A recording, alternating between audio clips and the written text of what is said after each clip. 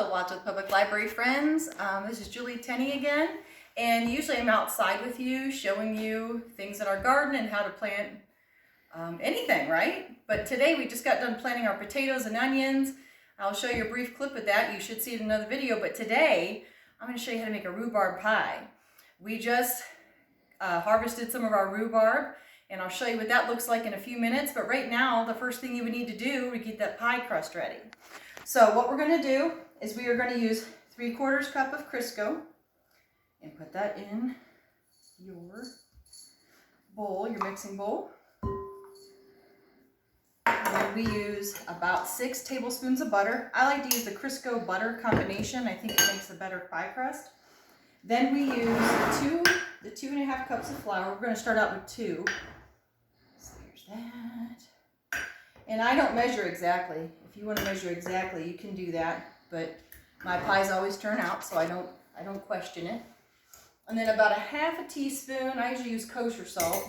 And then what we're going to do is use our pastry cutter to cut through this. Get off my mat because it's trying to stop me. And all you're trying to do is get this to a flaky consistency so that it looks like almost like a cornmeal. That's what you do with a pie crust.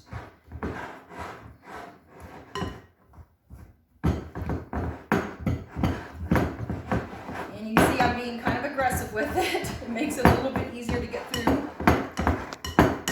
These pastry cutters, you can use forks, you can use a butter knife and cross-hatch them. But I find that a pastry cutter, they're super inexpensive and they're much easier to use.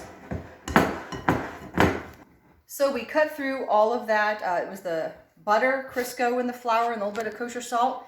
Now we're going to take 1/2 cup of water, but we're not going to go all at once. You kind of make even if it calls for more water, depending on how you measured out your other ingredients, you're going to try to get this into a ball. But if you add too much water, no problem, just add in more flour. We'll kind of see how it goes here. And of course you're going to touch it. Got to kind of see if it's going to go together. And I think we're about ready to get this out. Now you want to put a little bit of flour down on your, if you have a mat, that's ideal because then it doesn't stick to your counter and it rolls out nicer. If you don't, you just got a little bit more to clean up.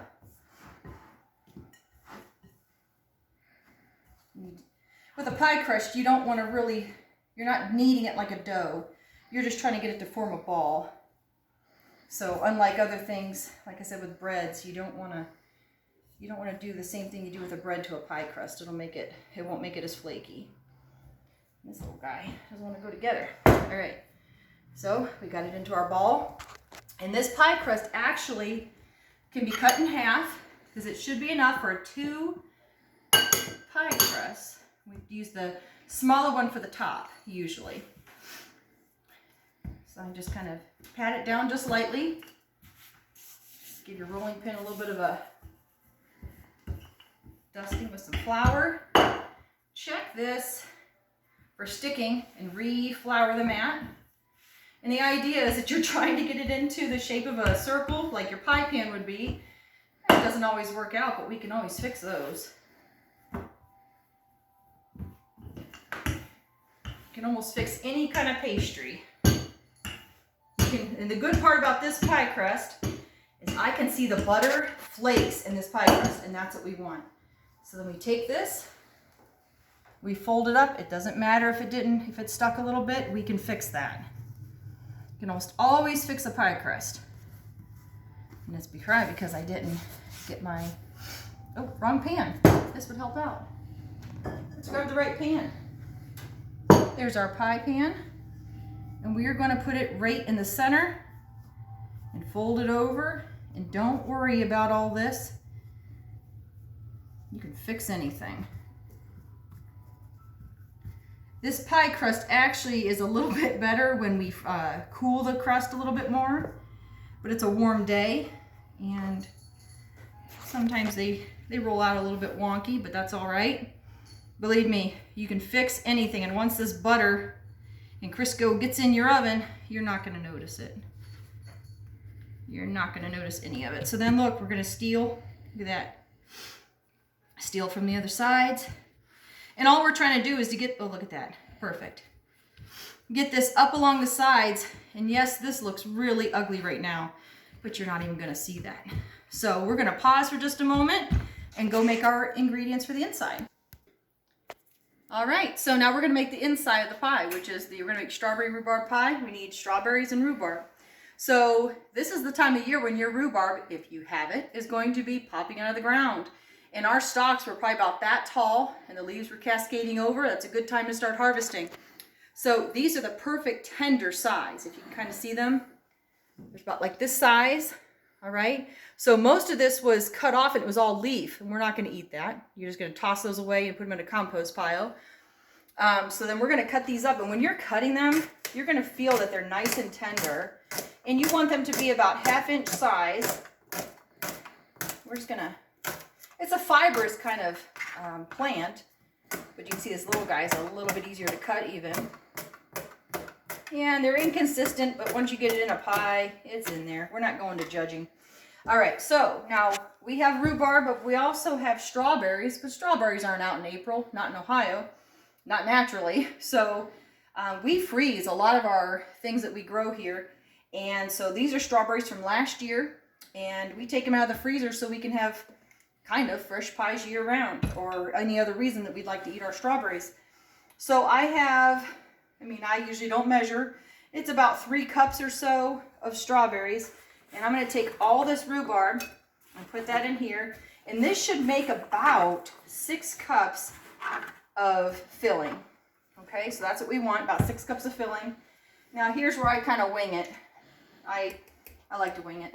It says about 1/3 cup of brown sugar. Well, I don't like measuring. I just kind of go with it. I know what my eyes tell me, and that's about 1/3 cup. And then I take the same thing with my sugar, about equal amounts. And I usually use raw sugar. I like the taste of it a little bit better. And we're going to stop there because that should be about, and it's actually a little bit more maybe. But rhubarb is very sour, so it's not a very sweet plant. So we have that. Then we're going to take about 1/4 cup of cornstarch. About 1/4 cup of cornstarch. You can see I'm mixing everything in the same bowl. It's just fine that way. Cornstarch helps us congeal a little bit better. 1/4 teaspoon of salt. All right.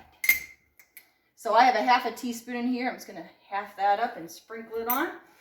And then we'll add this in a little bit. We are going to take and just toss this all together and make a mess, because making a mess is fun.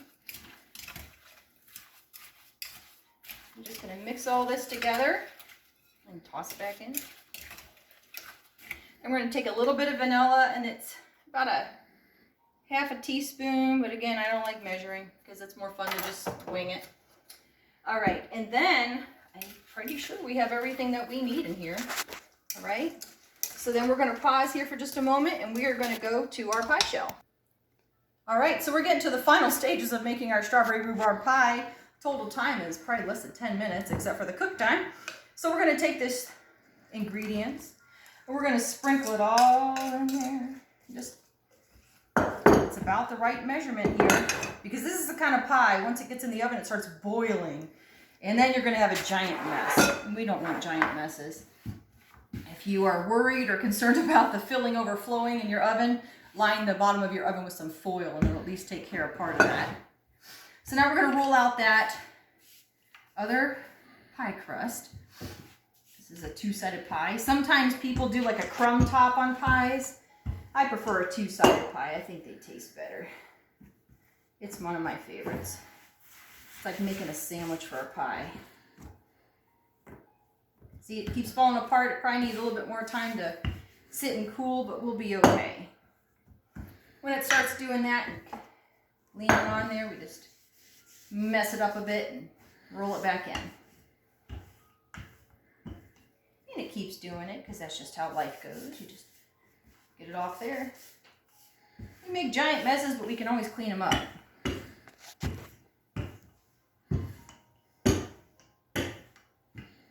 Boy, I'm really making a mess today. This This might be by far one of the ugliest pie crusts I've ever made. Try to get as close to the center as possible. This is also one of my larger pie pans, but you can almost fix anything. Be surprised what you can fix. Once it starts baking together, you're barely gonna notice what's going on over here with this giant mess I'm making today. This by far is one of the ugliest pie crusts I've ever made. I'm pretty proud of that.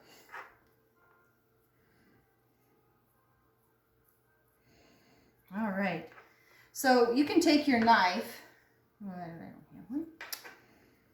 Okay, and pull this stuff off and start pulling this pie crust in.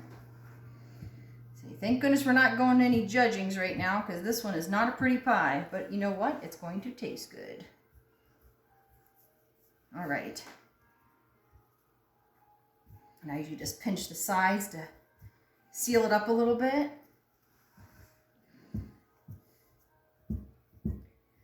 And if you look around, our kitchen is a bit messy right now. We're still under construction. We are redoing our old farmhouse. So any of the messy stuff you see besides on this counter is from redoing an old house. And if anybody out there has ever redone an old house, it is a long, tedious process, and you better be patient or else it will never get done. All right, so this pie, like most pies, it's best to vent them. So unfortunately with apple pie, or actually fortunately with apple pies, it's a little bit easier to vent them because the ingredients inside, there's not as much liquid. But with this kind of pie, you still want to vent it because we want to let the steam out of the pie. And so we'll just do this. And like I said, this is probably one of the ugliest pies I've ever made, but we know it'll taste good. So we're going to put it in the oven at 400. I usually go 45 minutes and then just keep checking it. If your oven tends to burn the outsides of objects, or the pies especially, put some foil and line the whole little pie, just the outside edge with foil. It'll prevent it from burning. The inside, it won't make a difference, but on the outside it will. So like I said, we're going to put this in the oven, and hopefully we'll have a nice pie to show you later.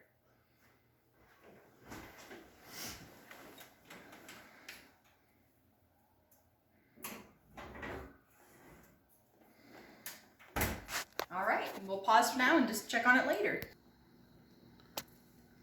All right, so we went about 45 minutes on baking this pie at about 400 degrees.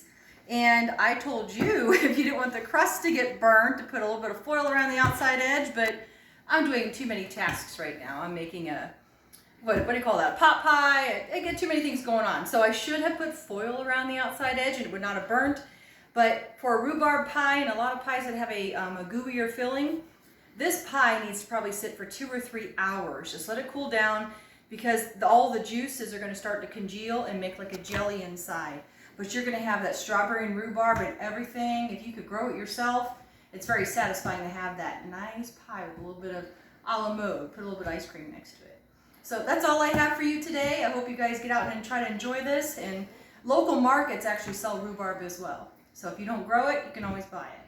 You guys have a wonderful day, and I hope you enjoyed the video.